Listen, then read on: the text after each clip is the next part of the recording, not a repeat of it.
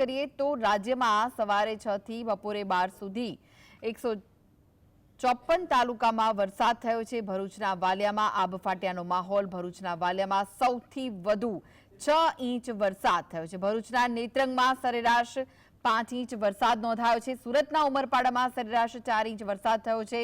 વલસાડ શહેરમાં 4 ઇંચ વરસાદ પડ્યો છે। વલસાડ જિલ્લાના વાપીમાં સરેરાશ 3.5 ઇંચ વરસાદ વરસ્યો છે। તો સુરતના પલસાણામાં સરેરાશ 3 ઇંચ વરસાદ થયો અને 148 તાલુકાઓમાં 1 ઇંચ સુધીનો વરસાદ વરસ્યો છે। તો વલસાડ શહેરમાં 4 ઇંચ વરસાદ વરસ્યો છે,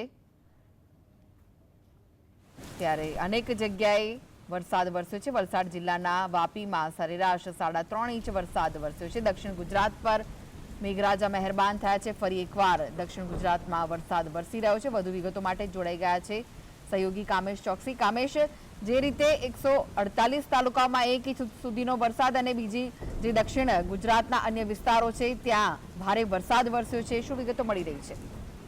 બિલકુલ ચોક્કસથી કૃષ્ણ, આપણે જણાવી દઉં કે દક્ષિણ ગુજરાતમાં છેલ્લા 48 કલાકથી મેઘાની ધનાધન જોવા મળી રહી છે। હવામાન વિભાગ દ્વારા જે આગાહી કરવામાં આવી હતી તે આગાહી સાચી ઠરી છે અને જેને લઈને હવે કહી શકાય કે ભારે વરસાદનો બીજો રાઉન્ડ શરૂ થઈ ગયો છે। ભરૂચની વાત કરવામાં આવે તો ભરૂચની સ્થિતિ અત્યારે ભયજનક કહી શકાશે। એટલા માટે ભયજનક કહેવાશે કારણ કે ભરૂચમાં છેલ્લા 24 કલાકની વાત કરવામાં આવે તો વાલિયામાં તો જળબંબાકારની સ્થિતિ છે જ, પરંતુ આજે વહેલી સવારથી પણ ભરૂચમાં અવિરત વરસાદ ચાલુ છે।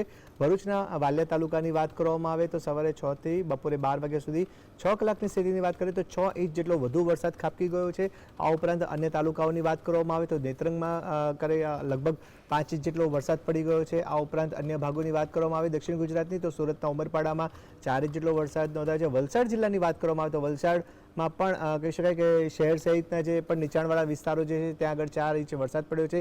નીચાણવાળા વિસ્તારોમાં પાણી ભરાયા હોવાની વાત સામે આવી રહી છે। આ સાથે જ વાત કરવામાં આવે સુરત ગ્રામ્યની તો પલસાણામાં પણ 6 કલાકમાં 3 ઇંચ જેટલો વરસાદ નોંધાયો છે। માંગરોળની વાત કરવામાં આવે તો 2.5 ઇંચ જેટલો વરસાદ નોંધાયો છે। નવસારીની વાત કરવામાં આવે તો નવસારીમાં પણ વરસાદી માહોલ જોવા મળી રહ્યો છે। ખેરગામમાં 2.5 ઇંચ જેટલો વરસાદ 6 કલાકમાં પડી ગયો છે।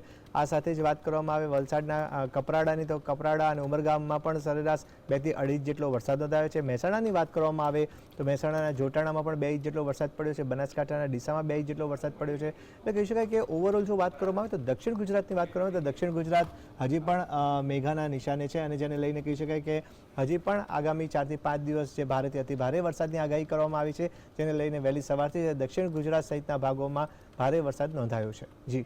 જી આભાર કામેશ સમગ્ર માહિતી આપવા માટે।